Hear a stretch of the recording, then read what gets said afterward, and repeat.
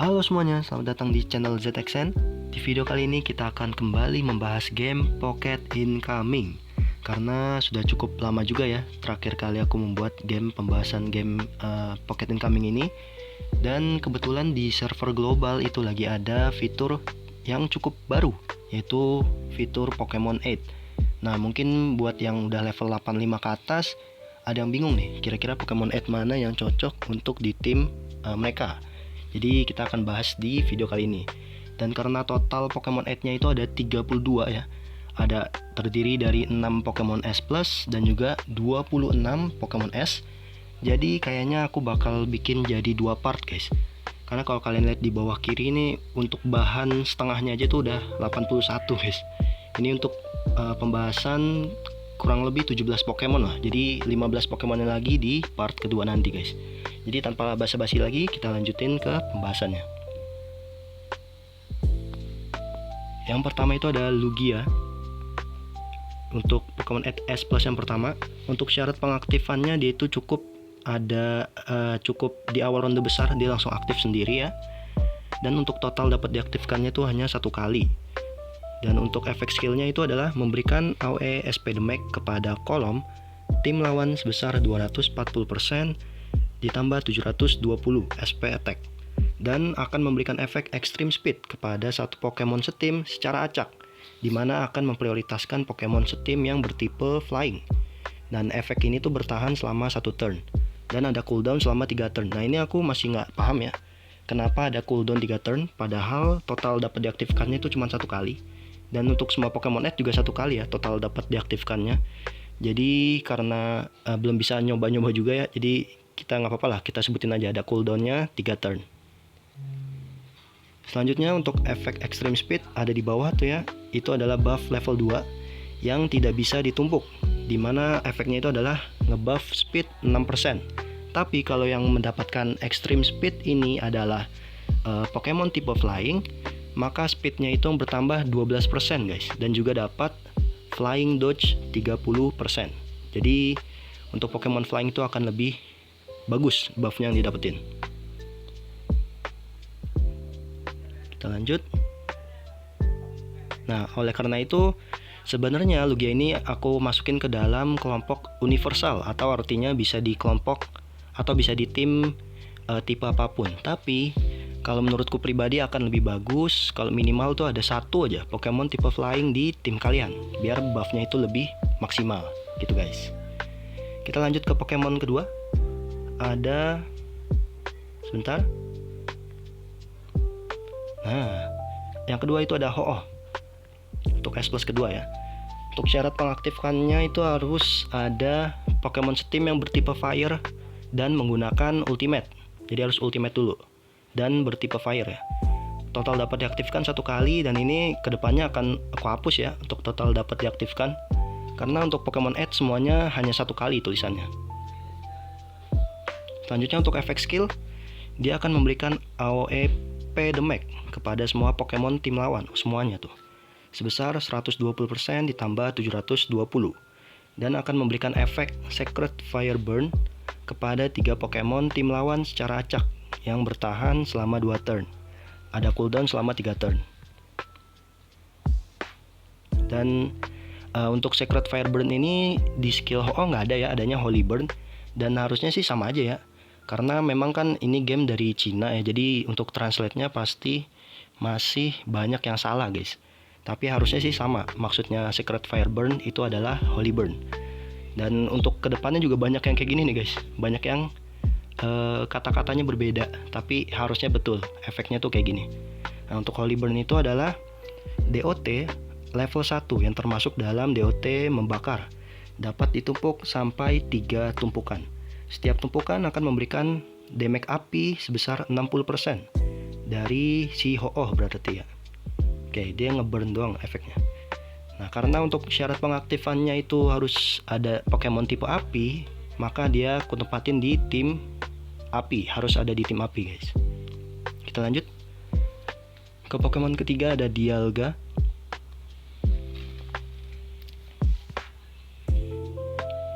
Untuk syarat pengaktifannya itu dia cukup simple, karena harus Pokemon Steam menggunakan Ultimate aja. Dan untuk efek skillnya itu dia akan memberikan SP damage sebesar 240% dan ditambah 720. Dan akan memberikan efek Time Acceleration kepada satu Pokemon Steam bertipe Steel secara acak, cooldown selama 3 turn. Berarti ini efek buffnya cuma bisa dikasih ke Pokemon tipe Steel, guys. Nah, Time Acceleration ini atau Time Speed ini adalah mendapatkan satu round tambahan dan akan meningkatkan stats P-Attack dan juga SP-Attack serta speed sebesar 3% selama 1 turn. Oke, karena buffnya ini cuma di Pokemon tipe Steel, maka dia aku tempatin di tim Steel, guys. Wajib di Pokemon 8 wajib untuk tim Steel, nggak bisa di tim tipe lain. Kita lanjut. Untuk Palkia, syarat pengaktifannya di awal ronde dia langsung aktif ya. Untuk efek skillnya memberikan single SP damage kepada satu Pokemon tim lawan di barisan belakang sebesar 350% ditambah 1152. Ini cukup sakit nih untuk Pokemon 8-nya. Dan memberikan efek support Water Blade kepada satu Pokemon setim secara acak, di mana akan memprioritaskan Pokemon bertipe Water yang bertahan selama 1 turn. Nah, Water Blade ini apa? Water Blade adalah saat menyerang, target utama akan terkena efek Purity 1 dan terkena tambahan damage air sebesar 100% SP attack, serta damage air sebesar 45% juga kepada Pokemon tim lawan dalam jarak plus, dalam jarak tanda tambah ya, tanda tambah atau tanda salib gitu ya. Ada damage splash sebesar 45%, guys. Lalu juga akan mendapatkan peningkatan lifesteal sebesar 15%. Oke, dia ngebuff, berarti dia ngebuffnya bisa ke tipe apa aja ya, tapi dia akan memprioritaskan tipe air. Nah, untuk Purity 1 itu apa? Purity 1 adalah menghilangkan satu efek debuff level 1 atau level 2 yang ada pada Pokemon setim. Atau kalau nggak ada, dia akan menghilangkan efek buff level 1 atau 2 yang ada pada Pokemon tim lawan. Jadi untuk Pokemon Edge Palkia ada 2 efek nih. Ada Water Blade sama ada Purity 1. Lumayan dia. Dan karena buffnya bisa ke tipe apa aja dan juga syarat pengaktifannya juga nggak ribet ya, maka dia dimasukin ke kelompok universal, guys. Kita lanjut ke Regigigas. Syarat pengaktifannya dia langsung aktif di awal, dan untuk efek skillnya dia akan memberikan AOE P damage kepada Pokemon tim lawan di barisan depan. Berarti yang kena tuh 3 Pokemon lawan sebesar 160% ditambah 576, dan akan memberikan efek crush kepada satu Pokemon tim lawan. Crush kepada satu Pokemon tim lawan, cooldown selama 2 turn. Dan untuk crush ini atau crush grip ya, itu adalah memberikan tambahan P damage sebesar 8% dari max HP target. Lalu akan memberikan pengurangan stats P dan juga SP def, dan juga damage reduction sebesar 10% selama 1 turn. Jadi dia ngasih tambahan damage berdasarkan persentase HP musuh. Berarti sakit tuh ya, 8% dari max HP. Dan juga ngurangin stats defense, guys. Dan lagi-lagi karena pengaktifannya gampang ya, berarti dia masuk ke tim universal, guys. Dia bisa dipakai di tim manapun. Kita lanjut ke Darkrai. Ini Pokemon S Plus terakhir harusnya. Untuk syarat pengaktifan dia langsung aktif di awal ronde. Dan untuk efek skillnya dia akan memberikan AOE SP damage kepada semua Pokemon tim lawan sebesar 120% ditambah 720, dan akan memberikan efek Nightmare Mark kepada 3 Pokemon tim lawan secara acak yang bertahan selama 1 turn, cooldown selama 3 turn. Nah, Nightmare Mark atau Nightmare Stem ini adalah debuff level 2, di mana setiap tumpukan akan membuat setiap kali target bergerak akan memiliki kesempatan sebesar 25% untuk terkena efek Deep Sleep. Berarti kalau ditumpukkan sampai 2 ya di maksimal. Berarti 50% lawan setiap kali pakai skill dia akan tidur, guys. Tidurnya nih Deep Sleep lagi. Tidur yang lebih tinggi tingkatannya. Oke, kita lanjutin lagi, guys. Dapat ditumpuk hingga 2 tumpukan, di mana semua tumpukan efek ini akan hilang apabila target berhasil terkena efek dari Deep Sleep. Oke, kita baca dulu Deep Sleep itu apa. Deep sleep itu adalah kontrol level 1, di mana target akan tertidur pulas dan tidak bisa bergerak. Di mana saat terkena serangan sebanyak 2 kali atau terkena efek purity atau efek dispel sebanyak 2 kali baru akan menghilangkan efek kontrol ini. Jadi intinya si deep sleep ini adalah efek tidur yang tingkatannya lebih tinggi lah dibandingkan tidur biasa gitu. Karena kalau Pokemon kalian tidur biasa dan terkena serangan, itu langsung bangun guys, langsung bisa pakai skill lagi. Sedangkan untuk deep sleep ini harus kena 2 serangan dulu baru bangun guys. Jadi lebih bagus dia. Dan udah bagus efeknya ya. Dan dia juga termasuk Pokemon Ed universal si Darkrai ini. Jadi bagus banget lah. Kita lanjut ke Pokemon S pertama kita untuk Pokemon Ed, yaitu Crobat.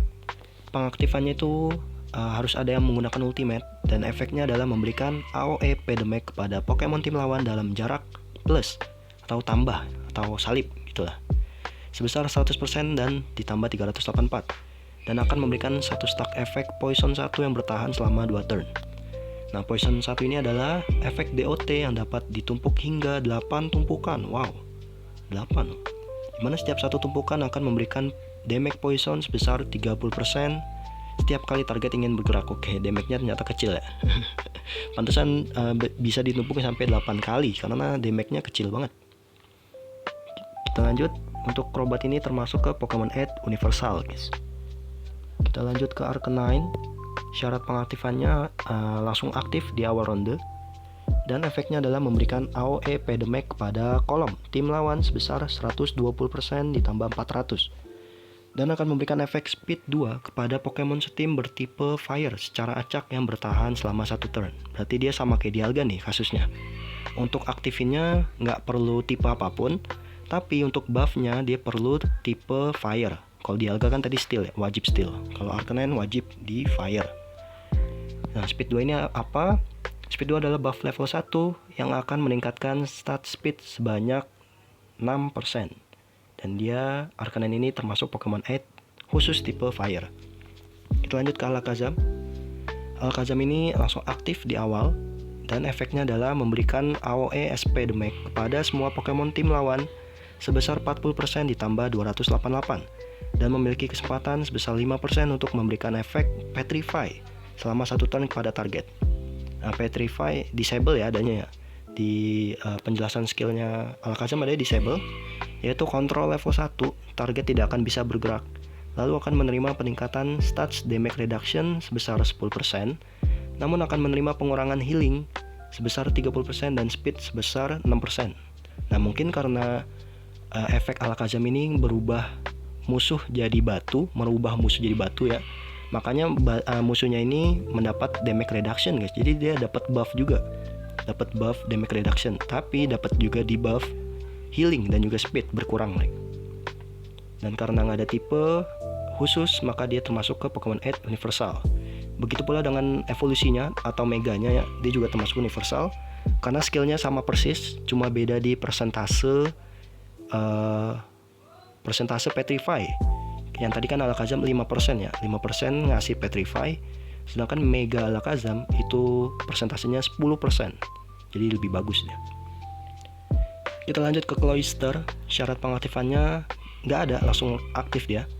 Efek skillnya adalah memberikan AOE Pedemac kepada semua Pokemon tim lawan sebesar 40% ditambah 288, dan memberikan efek Reflect 2 kepada 3 Pokemon Steam. Wow, 3. Secara acak yang bertahan selama 1 turn. Reflect 2 atau Ribbon 2 itu adalah buff level 2 yang akan meningkatkan stats Ribbon rate sebesar 10%. Jadi dia spesialis memantulkan damage nih guys. Dan Cloyster ini termasuk ke Pokemon Ed universal juga. Kita lanjut. Magmortar. Dia harus ada Pokemon tipe api yang pakai skill ultimate dulu.